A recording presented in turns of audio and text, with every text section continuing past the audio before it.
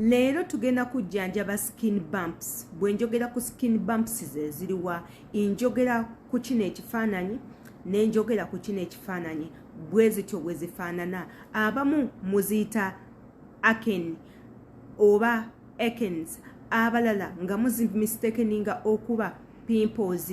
Zino no zijja mu bitundu byaffe ebyenjawulo.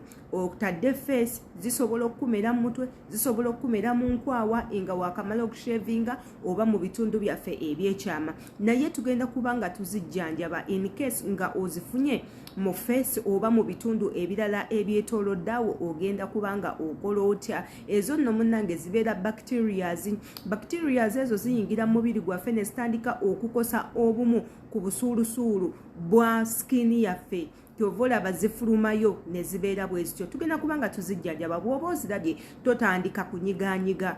Kozesa bino ebintu wammanga zisobole okuba nga zibula zokka oba osobole okugyokya bakitiriya eyo ebeere nga efa, ebeere nazo nga zivaako. Hello fam, amanya yenze Sheila Adita. Ate nabakubanga subscribinga ku YouTube channel yaffe, jangu obeerenga osubscribinga baganda bange. Mwebale nnyo mmwe abeekumirako, abalaba videos zentaddeyo, abalikinga, abasharinga, abakomentinga. Mbagala nnyo baganda bange, temukomanga okwo mujje tukole olususu. Osobola okulabika obulungi n'obeera ng'oli ku nakyoyonga erabika bulungi ng'olina skin eweweera, toyinaamu binamakula, toyinaamu nkanyanya, toyinaamu bibogaboga. Jangu obeerenga otereza olususulo. Osobola okozesa ebintu bya waka n'obanga ofaanana bulungi nnyo muganda wange. Ebintu ebiri nakyo, ebintu ebitalina side effect, ky'oba okola kiri kimu. Waliwo ekigambo subscribe, kikonemu, then omale okwate ku kade nako kakoneko. Bajja kuba bakuwa notification bwe tuteekayo video empya, bakuwe message bakugambe tutadde video, jangu obeerenga ogikkaanya. Olunaku olwaleero tugenda kubanga tukola cloves water. Tugenda kukola cloves water okubanga tukola olususu olulungi, okubanga tugoba acnes ezo, tugobamu embalabe, teekako nezo spots eziletera ezijja olwa acnes ezo nga tumaze okuzaasa. Abamu kumwe mumanyi okwasa ebitulututu ebyo ebiba bizze n'obikwata n'obyasa, naye ate nga tomaze kuta bacteria eyaleese ebitulututu. Tugenda kukozesa cloves water no okulaba nti nno ebitulututu ebyo munnange tubisaanyawo ne bacteria yaayo tubeere nga tugisse.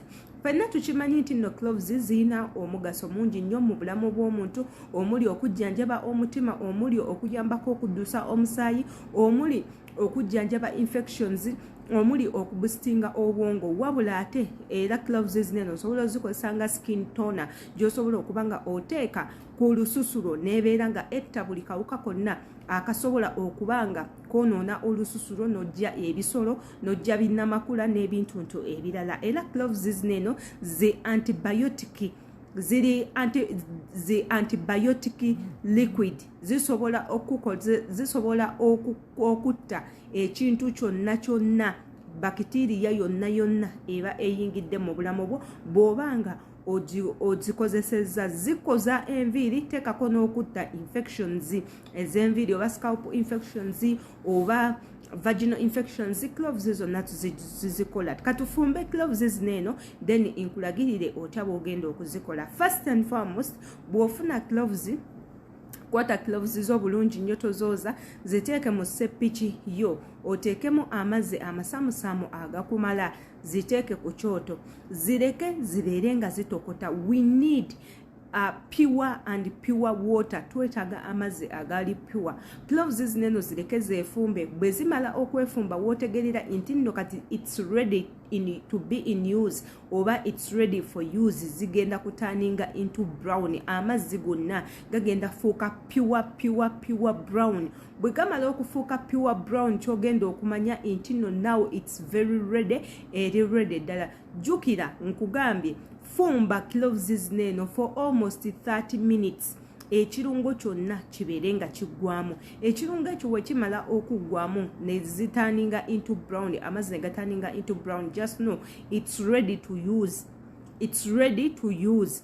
Bw'omala zijjeeko, kwata akasengejjako nejjagayo okamulemu amazzi g'omaze okusengejja. Then bw'omala amazzi ago galeke, let the water cool. Ukyentegeeza kiri kigaleke amazzi gawole. bwe gamala okuwola obulungi osobola okufuna akacupa ko konna aka spray, face spray, n'obeera nga ogateekamu w'onootandika okubanga osprayinga maaso go oba si ekyo mu feesi yo oba si ekyo osobola okukwata cotton n'obeera ng'onnyikamu n'obeera nga oteeka mu feesi yo for 30 minutes omale then oyozeemu n'amazzi agabuguma. When you do this every day for almost a month ogenda kulaba nti no gw'okyasinze skin erabika obulungi. If video eno gye nkoze ekunyumidde era ng'ogitegedde bulungi nnyo muganda wange impaayo like-emu okomentinge wansi byendeseeyo naawe obeere nga obigambako abantu abalala. Don't forget to subscribe ate era notification bell nayo togyerabira ejja kuyambako muganda wange. Nkwagala nnyo. Peace.